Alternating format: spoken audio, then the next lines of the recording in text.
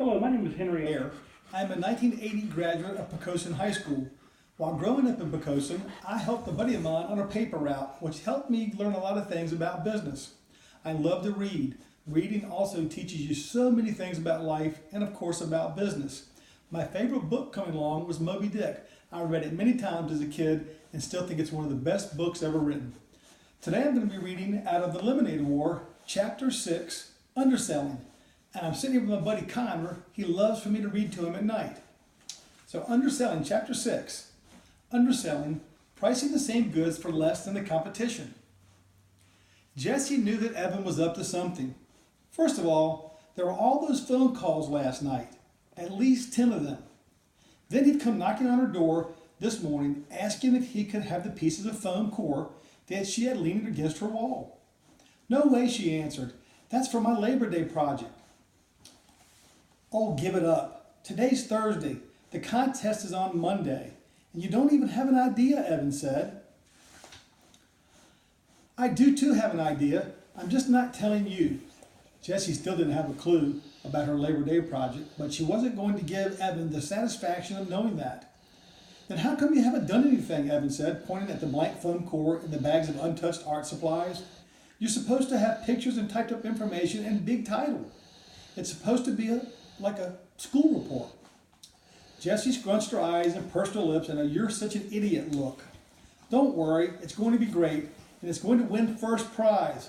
And anyway, Mom bought all the supplies for me, and I'm not giving you any. Kind of walking away. Jessie heard Evan mutter, "Miser," just as she slammed the door in his face. And now 3 of Evan's friends were over. Paul, Jack, and Ryan. And they were all in the garage making a lot of noise with a big "keep out" sign taped to the door. Not that Jessie would have gone in there anyway. Who cares what a bunch of boys are doing? But she wished Megan had invited her to come over before lunch instead of after. Jessie went into the kitchen to make a turkey sandwich. The boys had left a slimy mess of peanut butter, Doritos, and yes, sticky puddles of lemonade mix. Jessie quickly looked in the trash can under the kitchen sink. There were 12 empty cans of frozen lemonade mix. 12. That was 96 cups worth of lemonade. 96 possible sales. Holy cow. Where had Evan gotten the lemonade? He hadn't gone to the store, and he didn't have any money anyway. Then Jessie remembered the paper bags that Paul, Ryan, and Jack had carried in.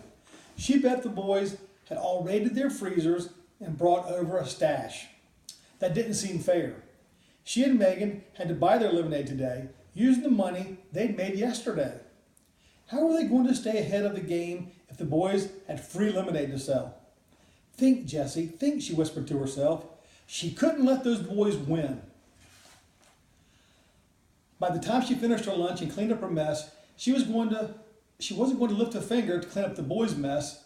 She had the beginnings of a plan in her head, which is why she found it doubly confusing when she knocked on Megan's screen and Carly Brownwell came to the door. Jessie been all ready to say, "I've got a great idea." But then there was Carly looking down at her like she was an earwig. Is Megan home?" asked Jessie. Carly didn't open the screen door and she looked left and right behind Jessie. "Where's Evan?" "Huh?" said Jessie. Megan came running down the stairs carrying bottles of nail polish.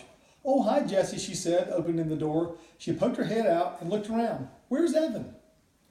"He's at home. Why?" asked Jessie. Carly made a noise like a snorting hippopotamus.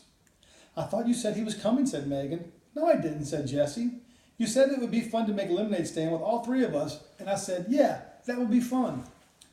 "So did he want to?" asked Megan. "I never asked him," said Jessie. "Oh, I thought you were going to," said Megan. "Then you should have said, 'Hey, Jessie, ask Evan if he wants to make a lemonade stand tomorrow.' And then I would have asked him." This was exactly what drove Jessie crazy about girls. They always said things halfway and then expected you to get the other half. And Jessie never got the other half. Carly gave Megan a look. Jessie wasn't positive what the look meant, but she was pretty sure it wasn't a nice one. That was the other thing that Jessie hated about girls. They were always giving looks. Looks that contained all kinds of strange and complicated messages. Last year in 2nd grade, there had been 4 girls who were always exchanging looks with one another. Becky, Baker, Lori, L, Son. Let me do that again. Becky Baker, L'Oreal's son, Andrea Hennessy, Eileen Garrett. Jessie watched them and knew that Evan was right. They talked without words. They used their eyes to pass secret messages. So she also knew they didn't like her, but only because Evan had finally explained to her over Christmas vacation. Jessie was surprised when he told her this. They laughed so much. They could be so mean. They were the four who started the club, the Wild Hot Jelly Beans Club, or, as they called it, the WHJ Club. Becky was president, and she was always telling the others what to do. They made signs and paper buttons and membership cards. The teacher, Mrs. Soren, didn't usually allow clubs in her classroom, but she made an exception, telling the girls, "I'll let you wear your buttons in class, but only if you let the other kids join in if they want to."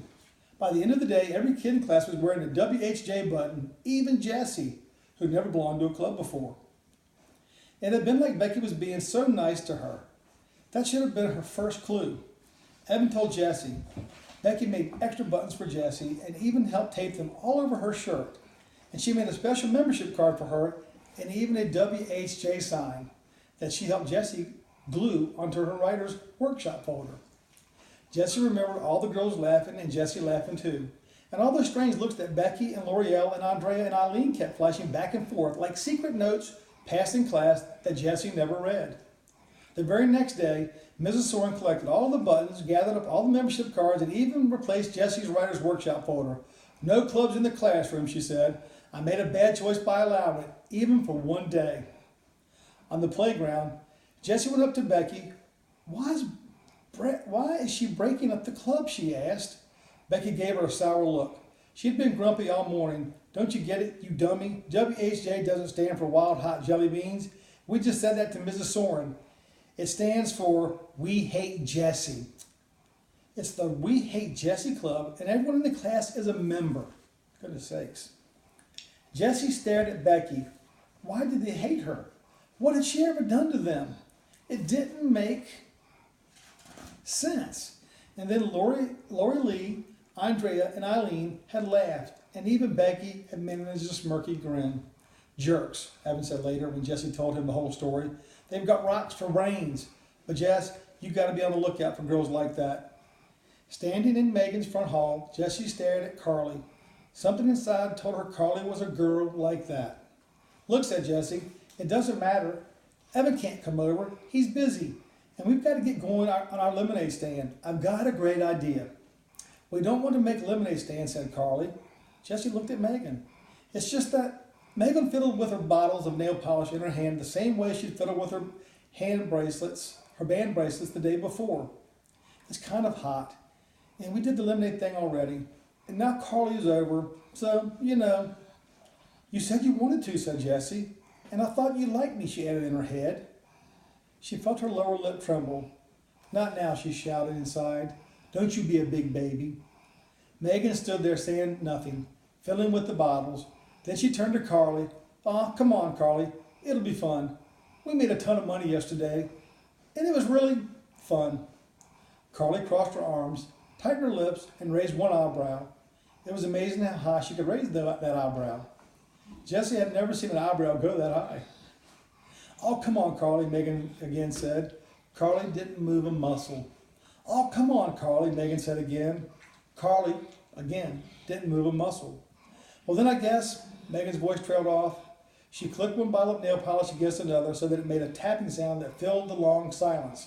"I guess me and Jessie will do the lemonade stand alone." Carly dropped her eyebrow and her arms. "Whatever," she said as she walked out the door. "Spend the day babysitting if you want." That screen door slammed, followed by a huge bucket full of silence. "Whatever," said Megan, imitating Carly's voice. Jessie laughed, even though she was still stinging from the babysitting remark. "Thanks for doing that lemonade stand with me," she said. "Are you kidding?" said Megan. "She's such a stuck-up jerk. I didn't even invite her over. She just rode by, and when I said that you and Evan might be coming over, she just walked into the house." "Are all the girls in 4th grade like her?" asked Jessie. She tried to sound casual. Some are, some aren't," said Megan. She sat down on the stairs and opened a bottle of sky blue nail polish. With quick, expert strokes, she started painting her toenails.